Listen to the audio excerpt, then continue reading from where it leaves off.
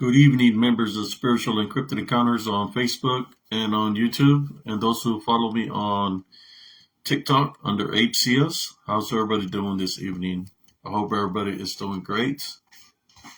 As for me, I'm just taking it day by day. Uh, I just want to say thank you to all that has spoken kind words of me over the years that have seen the works that I do from the videos that I've made with podcasts and to view my short reels, my pictures, and that have never said nothing bad about me in any kind of way, shape, or form. They know that I am a good person and that I speak of truth. I want to say thank you all for seeing that of me. This is why I do this works. Sometimes when we're doing the works, the spiritual works that we do, because we want to assist as many people as possible spiritually, there's interferences that way in which things happen, in which certain people might come at you in a negative way, but that's part of the balance. That's life. It's about not how many people come up against you, but how many people uh, or situations or experiences that you're going to overcome. That's how I see it as. To me, if people come me in a negative way or have bad things to say about me, I just don't associate with them. I know who I am as a person. I don't need anybody to say how I know how I am as a person. I'm not. There's nobody perfect in this world. But I'll tell you what. I just like I say, always maintain the love foundation. That's the key of staying spiritual strong, spiritual ready. Protect your vessel. Protect your spirit through that love foundation. As you can see today, brother and sister, somewhere in my first cavalry division cap. I was in the Cav after I was in 135 Armor during Operation Desert Storm, and our unit got deactivated. I went up in Fort Hood, Texas. That's how I went up in Fort Hood, Texas. That asked me where do I want to go, and they told me I could give you orders to go anywhere within where there's a military base. If you want to go to Hawaii, I'll give you orders to go to Hawaii. That's what they were telling me. I was only, I believe, at that time, 20 years old. After I turned 20 out there in Operation Desert Storm, and they told me where do I want to go. They offered Hawaii, and within myself, I always thought about my brothers and sisters that, since I was in the military, they were younger than me, and I always had them in my mind, in my heart. So I chose Fort Hood. I could have gone to Fort Bliss, but or Fort Hood. I chose Fort Hood, and that's why I wound up in Fort Hood, because I told them to give me orders to Fort Hood. And from being there, Fort Hood, I spent 9 years in the cavalry division. I was first it was called 132 Armor. The unit was called 132 Armor, and we're called Chargers. If y'all know the singer for Guns N' Roses, he used to be a tanker at one point in time in his life. He was in 132 Armor, stationed there in the same in Fort Hood. He was stationed in the same battalion I was in 132 Armor. And that he's got a tattoo of the unit crest, Axl Rose, right? He's got a tattoo of the unit crest of the Chargers of 132 Armor. I do not have a unit crest of that right now on me. I do have paperwork of the unit crest, and that unit crest is actually is yellow, and it's got like a track mark for the tank, right? He's got a tattoo of that on his arm of that unit crest. And like I said, he was stationed there in Fort Hood. Before I got there, he had already done his time. From what I understand, he had gotten in trouble, and he had gotten chapter out of the military because I guess he was always getting in trouble. But that's what I heard, from the people that were there that knew who he was. And right after that, like maybe 2, 3 years later, they changed our battalion to 212 Cav, and that's what they changed to 212. The Chargers. It was still called Charger. I believe it was still called Chargers. The 132 Armor. Yes, all they did was change the name from 132 Armor to 212 Cav. That's what they were called, 212 Cav. So, like I said, I was there for the presidents that were under me at that time. Was when I got there, it was still George Bush, and then President Clinton got elected. And I guess while I was still in the military, is when he had gotten in trouble and he had got impeached. And then that's when I was living the military. I think that's when his son took over, George W. But he took over after I left the military. So I'm wearing. I spent more time in the Cav, so you can know why. There's a lot of people that ask me, they say, Abe, how come you're not afraid of the dark? How come you're not afraid of the things you're capturing on camera? What people don't fail to realize is, as a tanker, right? As an M1A1 tanker, M1A2, and they change names as they keep on changing the weapon system within the tank. My job in the military as a tanker, tanks, is the front lines, which is offensive and defensive, in which what that means is if there is war, right? If there is war and we get caught upon them, I'm going straight to the front line where the enemy is. That's where I went up in Operation Desert Storm. I went up fighting the front lines against the Medina Republican Guard. There's nothing but sand in the enemy, right? So I've overcame that by being out there.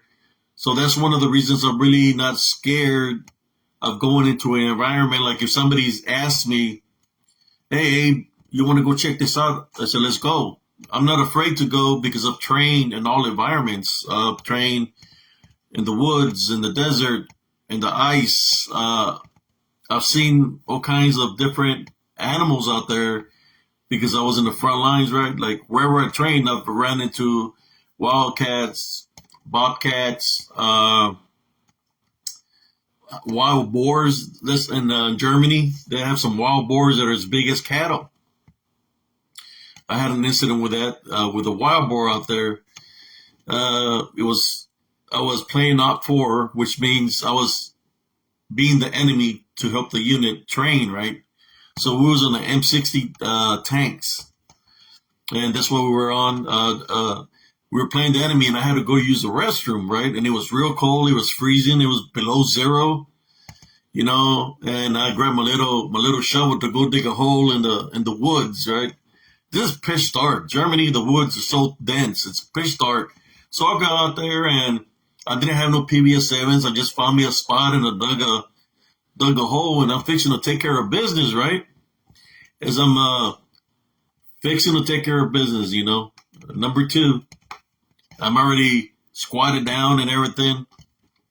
Next thing you know, I hear,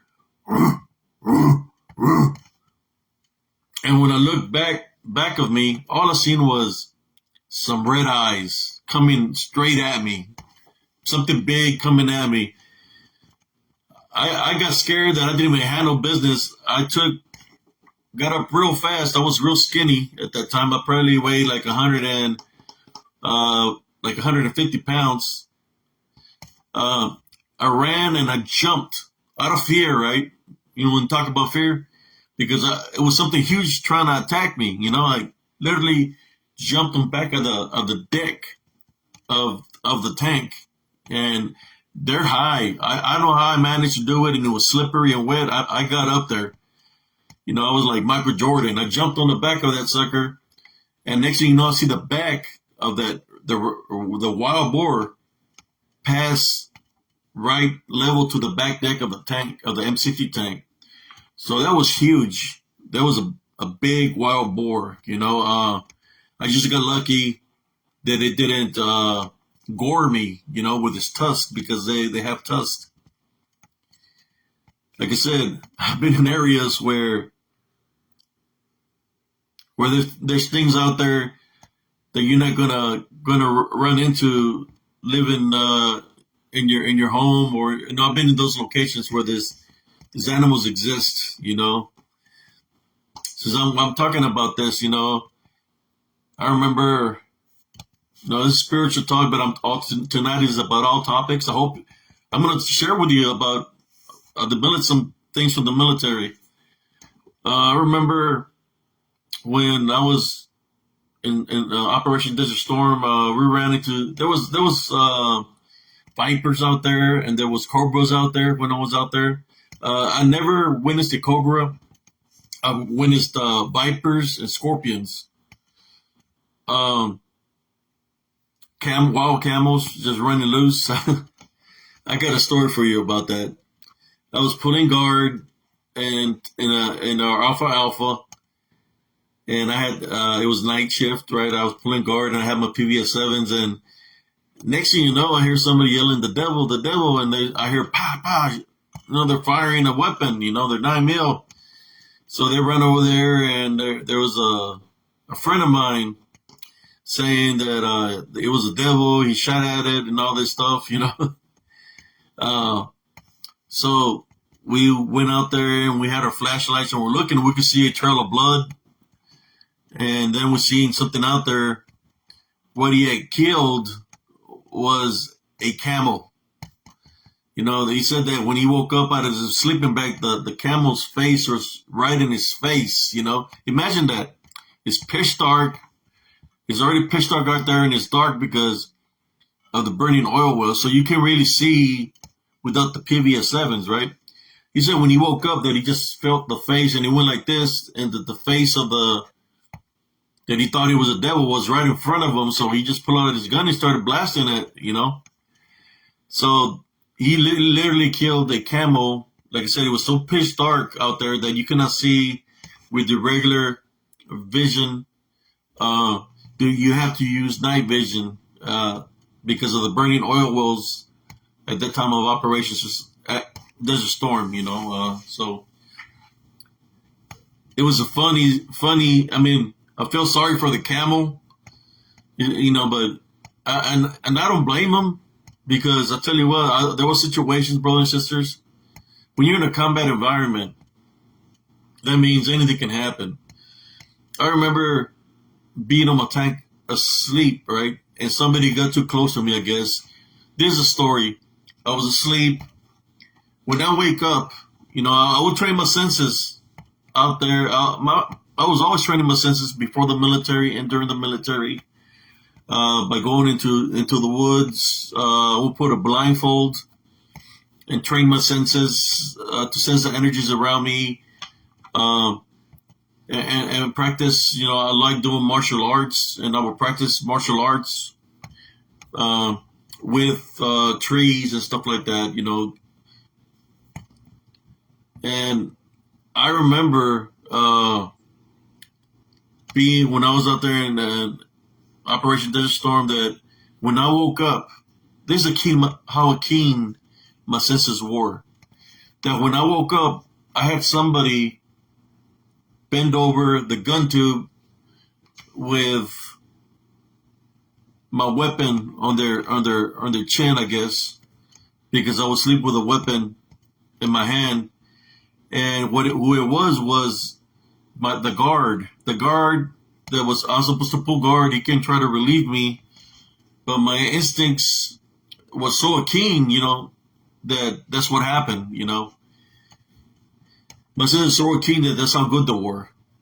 And I told him from now on, that for him to throw a rock at me or bang on the tank or something to wake me up because of my senses. I had to train that way, brothers and sisters, just in case something tries to sneak up, or somebody would try to sneak up on me, the enemy. Well, in that same way, those same senses are still with me because I still train them. And those are the senses, just like I sensed him, well, I sense this unseen spiritual forces, the DDN that I talk about, the disembodied demonic Nephilim. There's people that say, well, there's bones that are found of these giants, That's not the Nephilim. I say, okay, there's bones found of giants, just like there's bones found of dinosaurs or whatever. And the Nephilim died with a flood. The Nephilim died with a flood. What was left after the flood, since there were part angelic demonic, I guess, because the Watchers were affiliated with Lucifer, so they became demons, right? So what was left was their disembodied form, kind of like angels. They're in disembodied form. That's what was left, was a disembodied form, in which that's why I call them DDNs, disembodied demonic Nephilim, in which they're like in disembodied means spirit form, right? And that's how they manifest, and they have the capabilities to manifest, like many angels, they can manifest to whatever manifestation they want to manifest to. And that's how they manifest to trick people. They can manifest into a Bigfoot, they can manifest into a dogman or whatever, but that's what they do. Well, this is the kind of things. I'm going to go back to the story of Operation Desert Storm. Like I said, my son has always been a king that way. Let me send a couple of invites out to maybe somebody who would like to view what I'm speaking about. I'm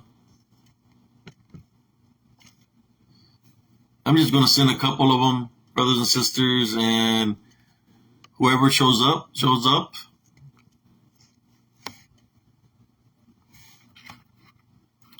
Okay, I'm just going to continue.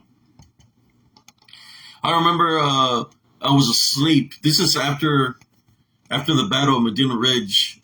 We had to stay in position till we got orders from higher to be able to move to an Alpha. So we stayed up there to where we fought the battle. Imagine this. You fought a war, and you're still in the position where the enemy could still be, and you have to keep your guards up because they can come out of the ground through underground bunkers. But you're out there where the burning tanks are, where there's deceased bodies, and I'm out there in the front lines, till I stood there for about 2 or 3 days by the time they told us we could move. To move to the Alpha. Well, being out there, it's like we were taking turns resting, but I remember that I was resting, and they told us to pull back a little bit, right? So they moved us back from the front lines, and they told us we could get some rest, So I was sleeping on the front deck of the tank. And when I would sleep, I wouldn't sleep for a little bit because we were like 75% or at that time, something like that. So 3 people up, one person asleep, right, to get some rest. And that's how we'll get some rest. So you have 100%, that means all the 4-man crews all awake. You got 75%, which means 3 men are up, or you got 50%. That is 2 men are up and 2 men are resting, and you got 25%, which is one person resting and 3 people up, and then you got where you got no rest, which everybody's up 100%. As I was trying to get some rest, the 2-3 days that we were up there, every night I would hear something come to me to where I was sleeping at, and I could sense it. and I could hear like something breathing real heavy, and I could hear a growl, right? It sounded like a roar of a lion, but it wasn't a lion. It was like of a beast. And I could hear this growl, and it was coming right there by me, by my head. So when I would look, there would be nothing there. Then one evening, I said, out of curiosity, I said, you know what? Tonight, I'm going to leave my video, my gear on, my boots on, and I'm going to pretend that I'm sleeping in the sleeping bag, just in case it's an enemy that was trying to come mess with me, right? Because after I will get woken up from whatever was breathing or growling, I couldn't go back to sleep, right? Because I was alert, Like I said, you're in a combat environment and anything can happen at any given time. So I couldn't go back to sleep. So sometimes I would lose sleep because that was telling me there was something around the tank, right? Something was around the tank, roaming or on the prowl around us because I was hearing this growl. Then one evening, I heard the growl again, and I jumped out of the bag because I wasn't wasn't sleeping. I was ready for it. So when I jumped out of the bag, I'm looking around to see what I see. I'm scanning the area in front of me, trying to see. And the only reason I could see this is because it was color white. It was a dog, a big dog, color white. And it was going real slow, like it was going to attack me. The reason it was going to attack me, brothers and sisters, is that those 3 days that I stood there near where the battle was, there wasn't a body bag detail yet, which that means as there's dead bodies out there, they need to be recovered or put in a body bag, right? So these animals that are out there, you could hear the growlings where they're eating. Imagine this. You hear them growling. You hear them eating because they're eating the human flesh of the enemy. And you could hear them, the dogs fighting amongst each other. Well, this dog, he was coming at me. I jumped off the tank and he started running straight towards me. And as he jumped in the air, he lunged at me to attack me. I kicked it right in the jaw. I kicked it, and it started flipping the air. When it was flipping the air, I started punching it. I was real fast. I was weighing, like I said, 150 pounds in the desert. You lose a lot of weight. I started punching it, boom, boom, boom, boom, hitting it. When it landed on the ground, it took off. And right after that, they moved us from the area because the following day I told my first sergeant of what happened, how that dog tried to attack me. So he talked to higher up, and they sent an order from higher to kill all the dogs that were out there.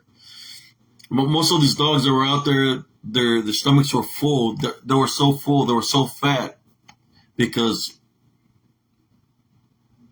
they were eating the enemy. So they killed a lot of dogs that were out there. And then right after that, they had the body bag detail.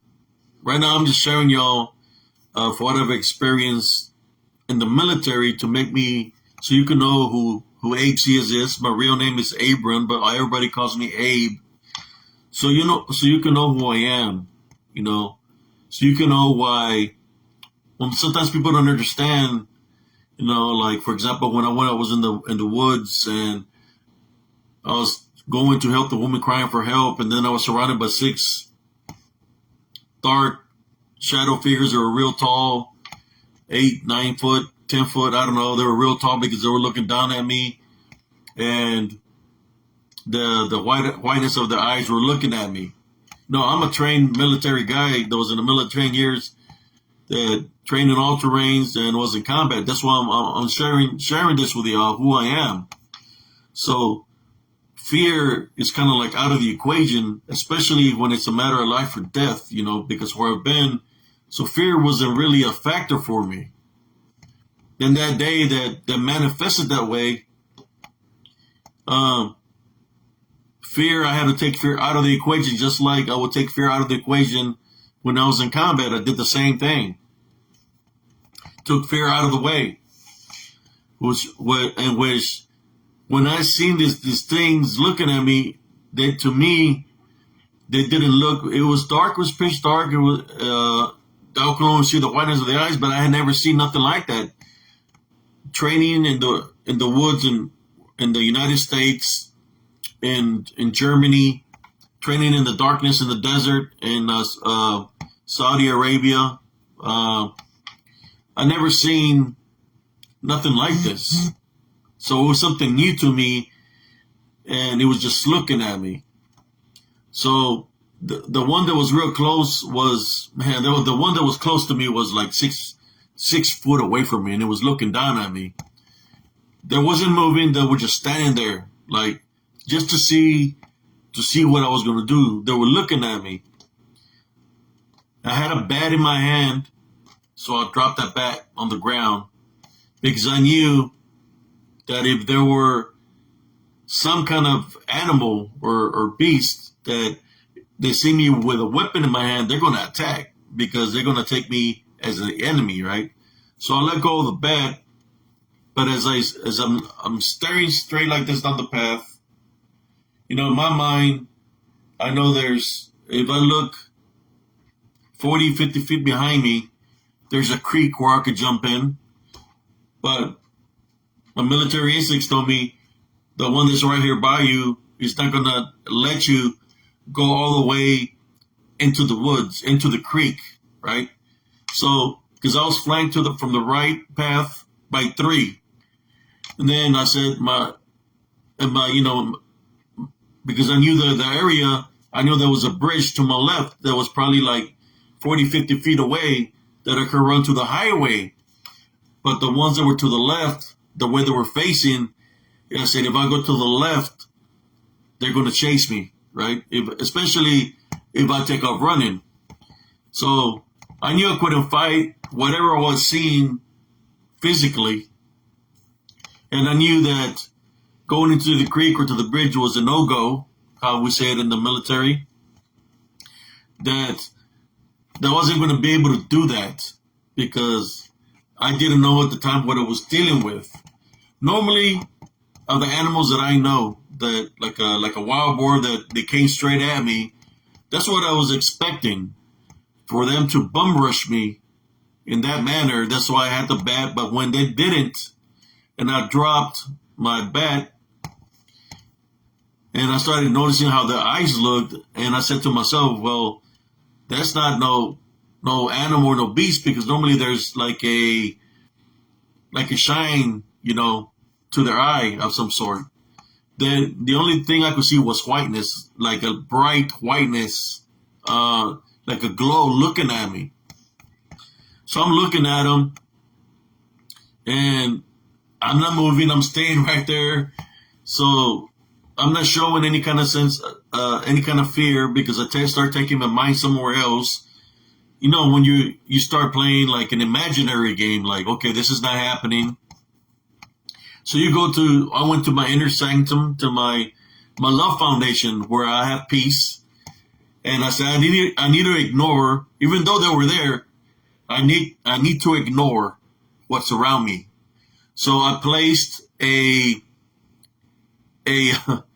protection of not paying attention to them or giving them power, because, like I said, I didn't know what I was dealing with. So I ignored them. When you ignore somebody, that's what I did. I ignored their presence. I did not acknowledge them. So I ignored them. When I ignored them, even though they were there, I wasn't having my hands up, but I just zoned them out.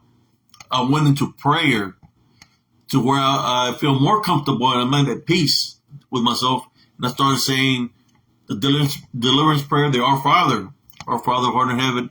When I said the Our Father, I didn't say it once. I said it numerous times before I felt the spiritual presence of a higher power around me. I did not just say one Our Father and took off. No, I was there for I don't know how long, brothers and sisters. All I knew, it was like a standstill, right? Like you're playing chess and you're just looking to see what you're gonna do. So I was there. I don't know how long I was there, but I was praying and praying and praying and praying till I felt the spiritual presence of a higher power. When I felt that the pressure, that the heavenly presence around me, because I was calling for spiritual help from the Heavenly Father. Like right now, I have all this goosebumps on me because, I'm sharing my story and I'm feeling the energies of the Heavenly Father, right? The angels. I felt the presence of angels around me, in which that was my cue to take the first step. So as I'm taking the first step, I start walking and I'm still praying because the prayer stays continuously. I felt that what I was dealing with, I had to pray all the way home because it was something, to me, there was something not right about it. Spiritually, I could sense it was something very, you could say, evil. So as I take the first step, I see the head moving and it's looking at me. The one close to me, it's looking down at me because it's real tall. And I'm just looking through my parallel vision. So I'm seeing it. I say, you know what? Ignore it. So I start praying and I'm seeing all the other ones turning their heads too as I'm going in between them. And that's the only ones that I could see that were by the path. There could have been possibly more, but of the ones that I witnessed, because of the glowing of the eyes, there were 6, 3 on each side of the path. So I kept on praying and I ran around the bend of the path. And when I went around the bend of the path as I was praying, one of the things that happened as I was praying, telepathically, they tried to interrupt my prayer. But there wasn't interrupting the prayer. When I was saying the Our Father, there was something that they said telepathically to me. All of them were repeating this. They kept on saying, the Holy One, the Holy One, the Holy One. That's what they were saying, the Holy One. In which when they were saying the Holy One to me telepathically, that was telling me that whatever this is that's out there wasn't a creature. It was something of, if it could speak to me telepathically, that's telling me it was either a demon, DDN, disembodied demonic Nephilim, a possible shapeshifter, something dealing with the spiritual realm that I was dealing with it, because they kept on saying the Holy One. The only thing I know of that acknowledges Jesus Christ or the Our Father, and we know it biblically, is demons. That's why I'm talking about this right now. When Jesus Christ, there was several instances in the Bible where people that were being possessed, right, by demons, will go up to Jesus Christ and let him know they knew who he was. And what would they call him? The Holy One. They were acknowledging him, the Heavenly Father, that he was the Holy One. They knew that he could cast them out of them and send them back to wherever they came from. So when they were saying that to me telepathically, the Holy One, is because I was saying repeatedly the prayer, the Our Father. They acknowledged, at first they were trying to, I believe, mock it. Like they were, like, spiritually I could sense like they were laughing because I was acknowledging the saying the Our Father. But after I kept on saying it so many times, they acknowledged it. And they started saying the Holy One, because I believe that the presence of the Heavenly Father and the angels were around me when I call upon them. That's why they acknowledged them. And that's why I believe I walked out of there safely, out of those woods. Like, I don't remember how long I was in there. I was there for a while because by the time I got back home, my sister had been, I don't know how long she's been sitting out there, but she was waiting me for a while. She thought something had happened to me. When she see me, she seen that my face looked kind of pale, but it's because what I encountered out there. And she tried to give me a hug and I pushed away because I didn't want her to be near me. Because when you put in a situation like that, and it's something negative, it cannot, rub off on you. So the first thing I did, I went and took a shower to get the scent of if there was any kind of fear factor, get the scent off of me, or the scent of the negative things that were around me. The only thing is, that day I had a cold, so I couldn't really breathe well. I had a cold, so I couldn't smell if there was a beastly smell around me or anything like that. But I could see what was around me. Like I said, I'm just letting you know because I've heard, I went to some old videos of when I did Dogman Encounters 53, and I was looking at some of the comments of people from 3 years ago. So that's why I'm making this video to answer to you who HCS is, who Abram CS is. HCS. That's why I go by right now, but Abram CS is my real name. Just letting you know how I overcame that scenario, that situation. Prior military, something happens. I went back the following day, even though I knew what had happened to me. I went back the following day for one reason and one reason only, to see if there was any kind of proof or evidence that there was a woman out there. For example, a high heel, a purse, an ID, some lipstick, or something of that nature to let me know that something happened out there when I was fixing to swing that bat. I could not find nothing. There was nothing. I couldn't find nothing. The only thing that I did find was a picture that my nephew took, because I told him to take just random pictures. And yeah, I think I got that picture and a picture of me in the woods with a walking stick. But those are the pictures that my nephew took. That he's the one that captured it on camera. But it was just random pictures that it was taking. But yes, brothers and sisters, me being in the, you've heard some of my stories, and I have so many other stories to share with y'all, brothers. There's a lot of spiritual stories. Sometimes in life, right, we all get placed in situations, and we go through situations in life that it's kind of like a roller coaster ride. A lot of ups and downs that you don't know which way you're going sometimes. But right now in my life, I know who I am. My name is Spiritual, or should I say Brother HCS, to all my brothers and sisters that are here in the viewing. And I'm here to assist. When you have a spiritual relationship with the Heavenly Father, and He spiritually blesses you because you forgive and you maintain the love foundation, and He blesses you with the spiritual gifts of discernment, He's there for you at all times if you need His assistance. At the same time, He's going to bless you with His spiritual gifts to overcome things that might come up against you, to challenge you spiritually, and at times to go help out others that might be in the need of help, whether they're here alive in the flesh or whether they're in spirit, which means that they are not here no more. And He blesses us, and as we stay obedient to the Heavenly Father, He takes us, because He uses us as vessels, He takes us to the locations where something might have happened, and in some kind of way, right, that He takes us to locations so the vessel could be found, so it can be placed in holy ground, right? So it could rest in holy ground, and that spirit that might be lost, that if there was a way that the Heavenly Father can save that soul,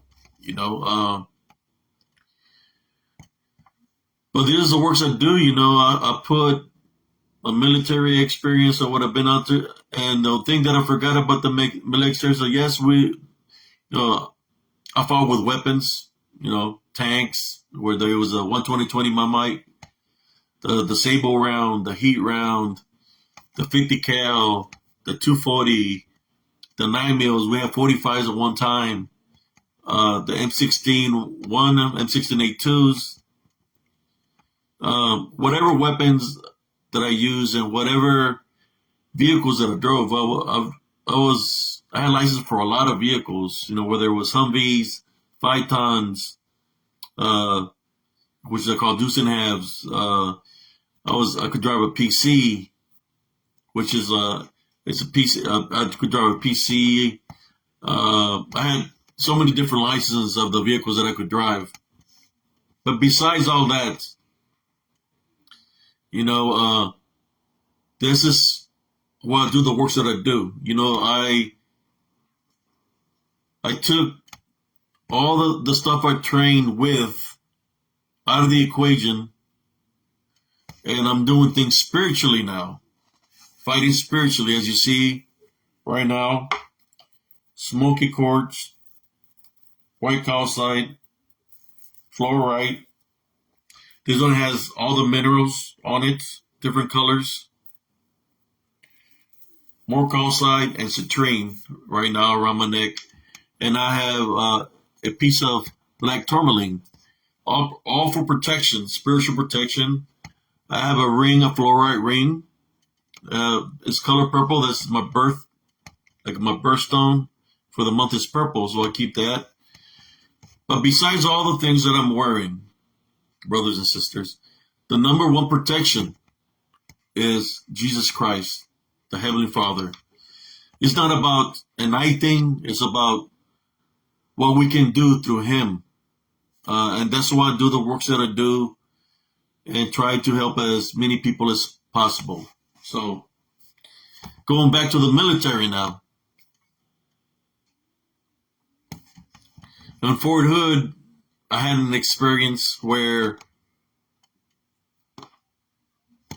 was driving. It was an evening. It was night. It was coming from Clabber Creek Range. That's what it was called. It was the farthest range that the tankers would train, which was near Gatesville. So we didn't want to stay out there because it was a weekend, and we were the only tank left out there.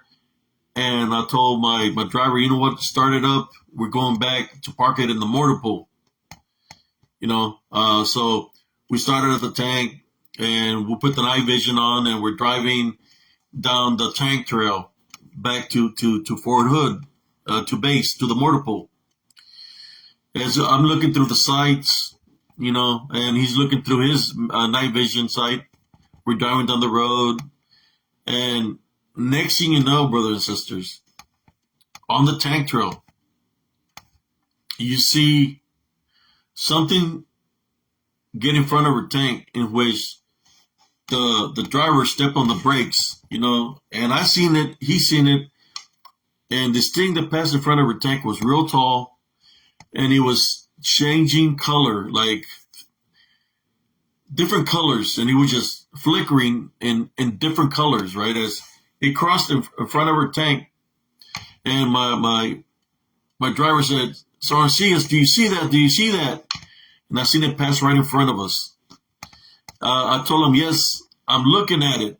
And as it crossed in front of her tank, it kind of looked like, literally, that one right there, brothers and sisters, it literally looked like it had some kind of cloak on it.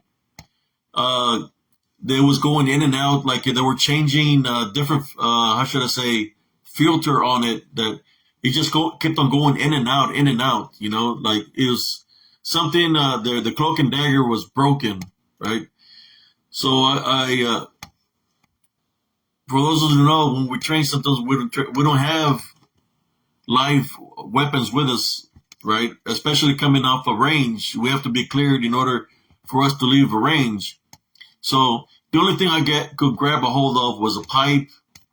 And I believe I grabbed that pick handle or an axe handle, and I jumped off, and I'm looking to see if I see any trails or anything, but can't see nothing because the powder on that dirt road is so thick from all the tanks driving on it that I couldn't see.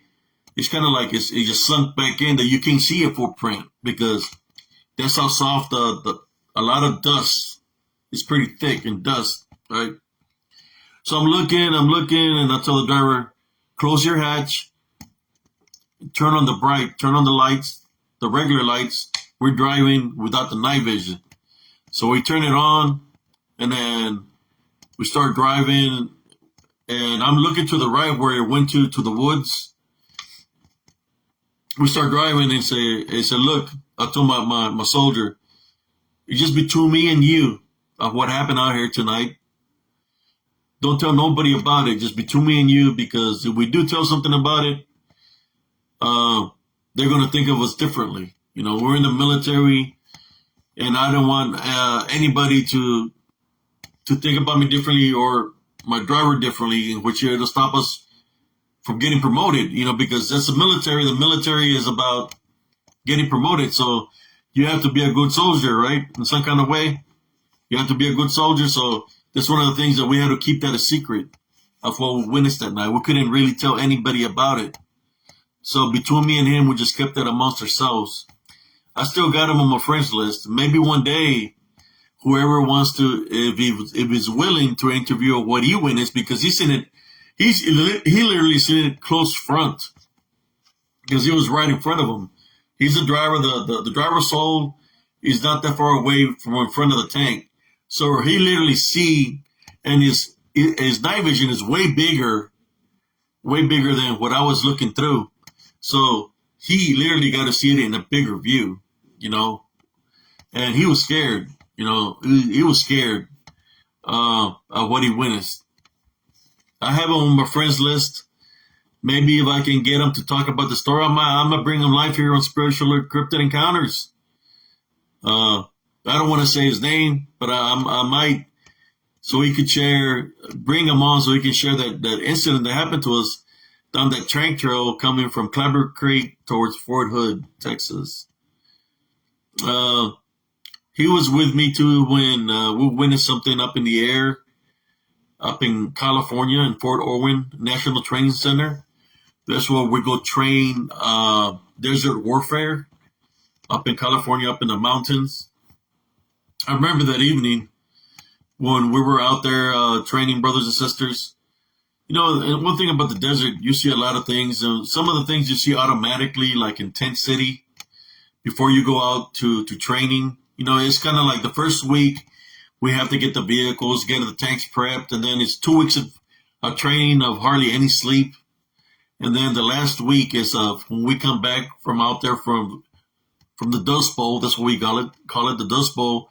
And we come back and we have to do maintenance on the vehicles and, you know, fix whatever's messed up with them, and we turn it back into to them before we get to leave the Dust Bowl for Fort Irwin National Training Center, before we get to come back to Fort Hood. One of the things we witnessed one evening was it was nighttime, and we see something in the air, because out there you can see the stars in California, right? So we're seeing something that's doing the figure 8 in the sky. I mean, it's literally not in the heavens; it's right there in the sky doing the figure 8, and it's changing different colors. It's from it's got green, blue, yellow, red, different colors, and it's just changing different colors, and moving like an 8. And we're looking at it, and I'm looking at my TC. You know, I got him on my friends list too, and we're witnessing it. And we're like, "Do you see that?" I said, "Yeah." What? And he's like, "UFO." You know, that's the first thing he said, UFO. I said the same thing, and they're just doing the figure 8. We're seeing it for a good 2-3 minutes. You know, this at that time we did. In the early 90s, I guess the technology wasn't that well, though. There was cell phones that could record stuff at that time. I didn't have one, you know. I don't think didn't have one to be able to do that like they have now. So we're just looking at it, and it's doing this figure 8. As it's doing the figure 8, next thing you know, it just goes straight up into the atmosphere real fast, and we see it go up back into the the heavens, the space. It went back out there. And that's one of the memories I have from Fort Irwin National Training. Was the time we sighted that unidentified flying object. Could it have been a military? Maybe. Could it have been a satellite? I don't think a satellite moves like that. Not that fast. Not blink with that many lights. I've seen satellites, how they move this ways, but not in a figure eight. There's no reason for anything to move like that. Could it have been technology from our government? Could have been, but it went straight into heaven at super fast. So I don't think it was from this world. When people tell me, have you ever seen an identified flying object? Yes, I have. I've seen another. I'll give an example of an American unidentified flying object. We have been training, and we were parked. We're in this is back in during Desert Storm. It was nighttime. I was fixing to jump in my sleeping bag. I had taken off my gear, and because in the desert it gets cold. And one of the things about a sleeping bag is if you wear your BDUs in your clothes, you're going to be cold in there. So the best way to stay warm in a sleeping bag is stay butt naked in there. Just stay butt naked in there. That's how your own body heat will stay within the body heat of the tent of the sleeping bag. So as I was taking off my Nomex, I was zipping it. I see something from a distance, right? And it's coming real fast. And I'm looking, and I could see a light blinking real fast. And next thing you know, it passes right over my head, And it was I believe it was a military aircraft, a jet, right? And it passed right overhead at in supersonic speed that it broke the sound barrier. It passed right over us. Later on, right? This I can distinguish with something that's American made when you could see the shape of the jet compared to when what I witnessed in California with an unidentified flying object that was doing a figure eight, changing different color, multicolors, and it goes straight into the sky. Later on, sometimes this is how it works, brothers and sisters. The government, there's so many agencies within the government that they know who we are, especially those who serve. Just like they're probably monitoring my feed right now, what I say. But I'm going to say what I say with the conditions that I have of putting my body on the line for United States governments. I can say whatever I want to say, whether they like it or not. I'm going to say what I have to say. Later on, after I come out of the military, just remember the jet that passed over me. Right? Yeah, it was blinking a light. There was this guy. I was in Fort Hood still, and I was at this little restaurant. I was waiting for my food. There was this guy that came up to me that he knew who I was, right? And he said, I was telling him about what happened out there. He said, I know what you're talking about.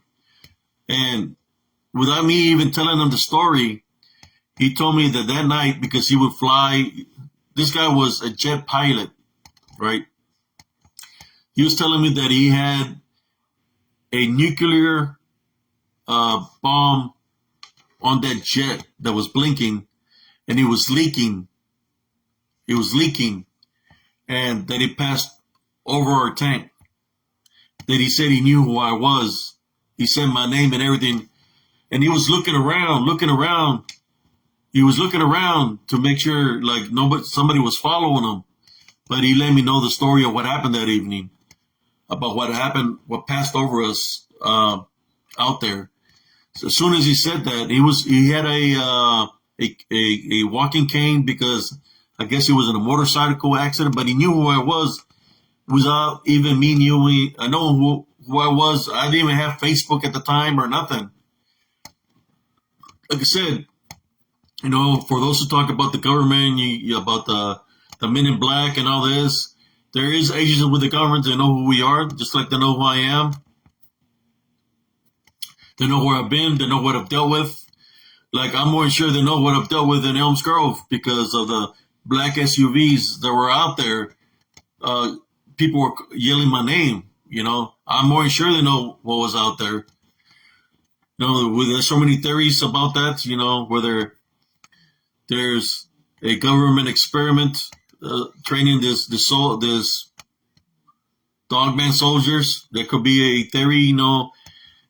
Because of the flying black shoppers shining those headlights in those wool line where I had my encounter, like they were searching for something. I'm going to give you examples.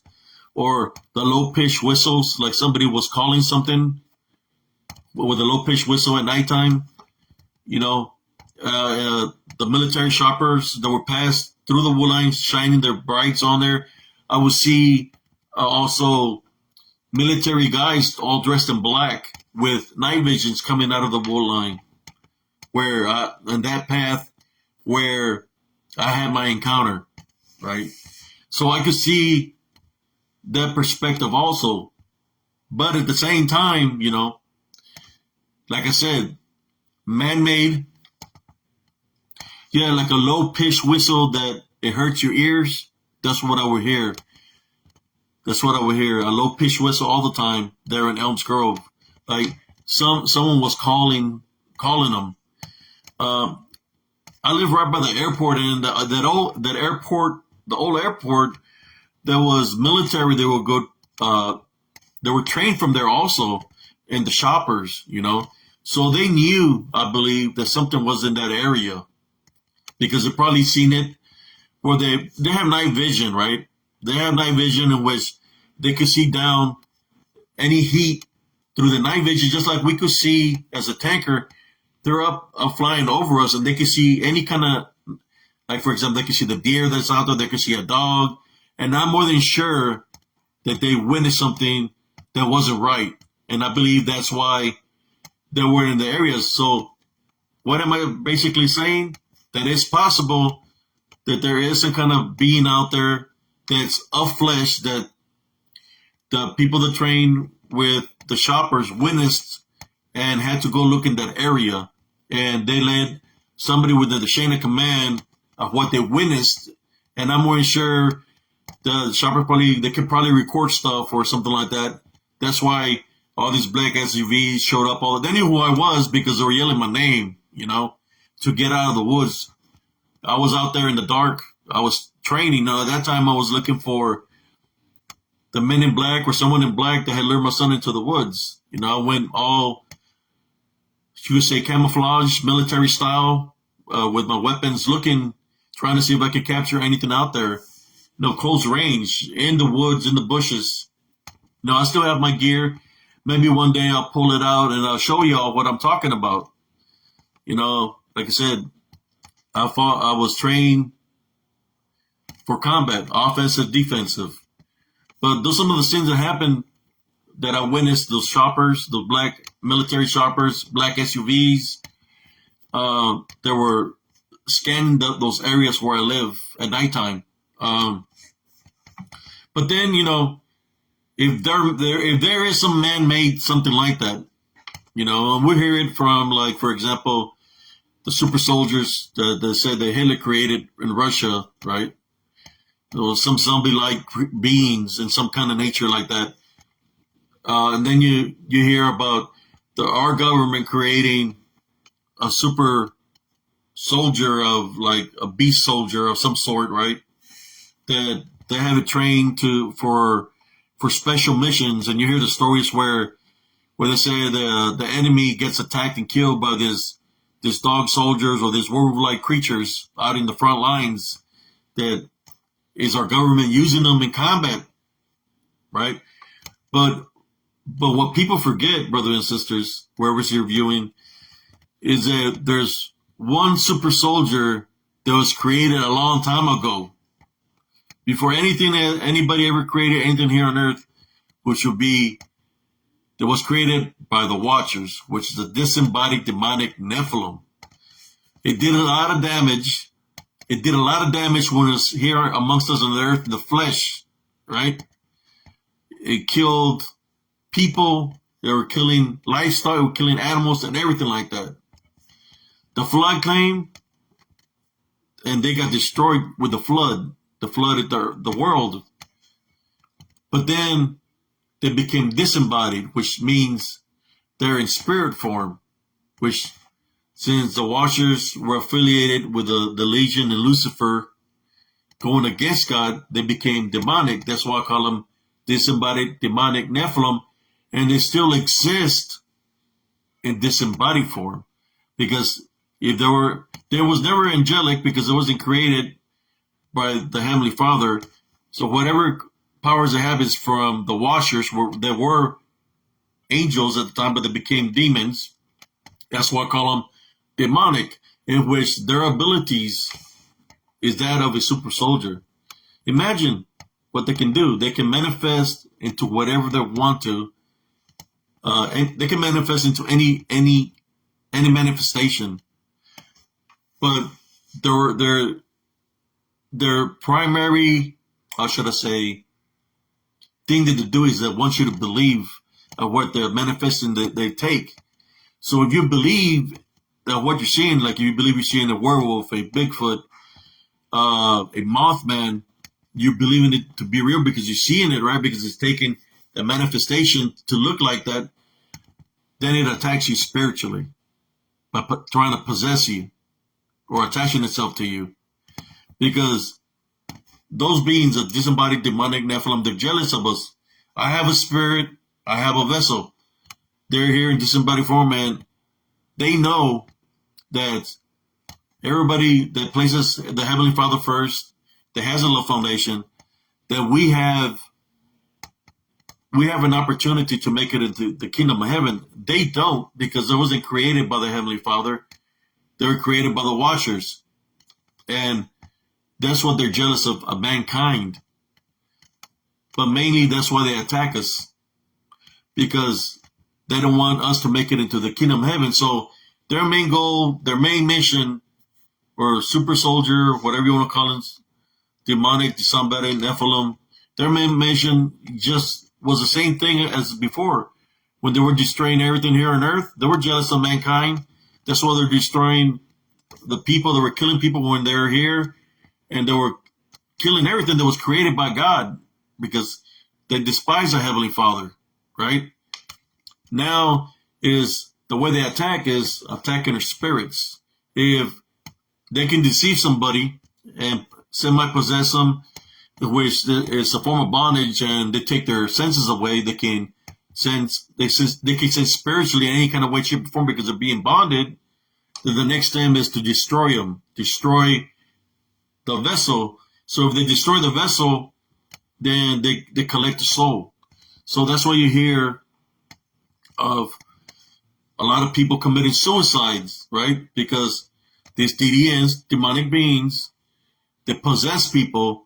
And like I said, that's their main goal, to destroy as many people by their own will through the possession, right? You hear it all the time when people are taking their lives. It's because of DNN. They're working hard. They're working overtime. And they're trying to collect as many souls as possible. That's I created spiritual encrypted encounters, because what I went through, and I've shared my story how they tricked me to believe it was some kind of werewolf. As soon as I believed that it was some kind of werewolf, that's when it started attacking me unseen, where I could hear footsteps running towards me. I get hit, I get shoved, and they started attacking me like that. So I had a soul search and keep on praying to the Heavenly Father to give me what that opening was. And one of the main openings was that I believed in it because I was seeing it to manifest, to look like it was real.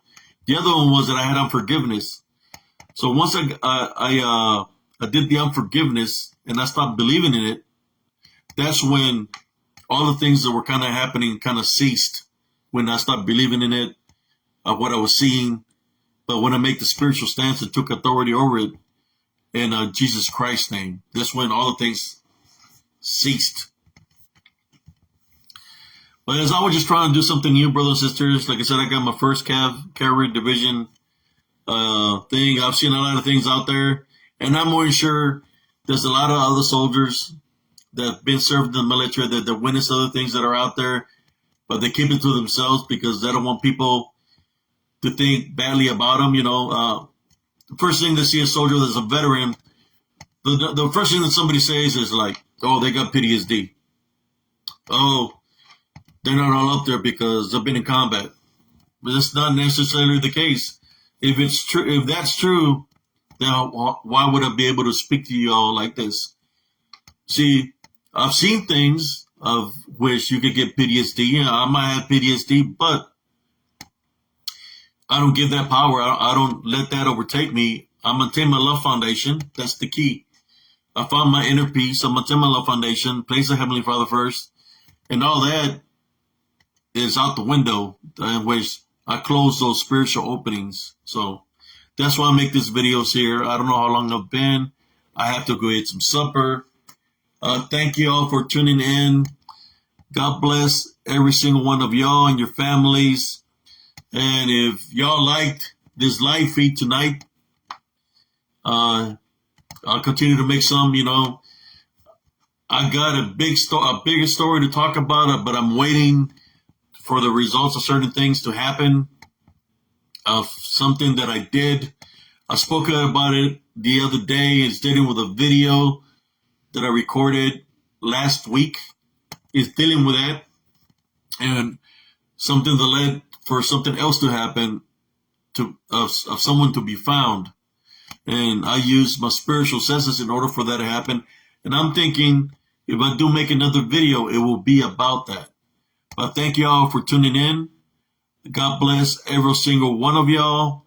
And always remember, you're never alone. The Heavenly Father is with you. And if you feel like nobody cares, well, I do care about you. I care about you, and I'm here to listen to whatever you're going through spiritually, to give you spiritual assistance.